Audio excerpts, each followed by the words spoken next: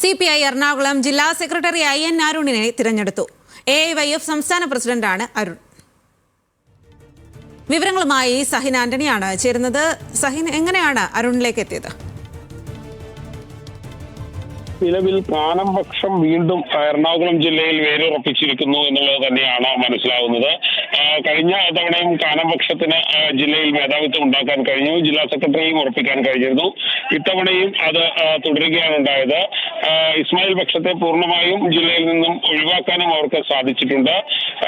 നേരത്തെ കഴിഞ്ഞ മുൻ ജില്ലാ സെക്രട്ടറി ആയിട്ടുള്ള ദിനകരൻ പ്രായാധിക്യത്തെ തുടർന്ന് മാറേണ്ടതായി വന്നു.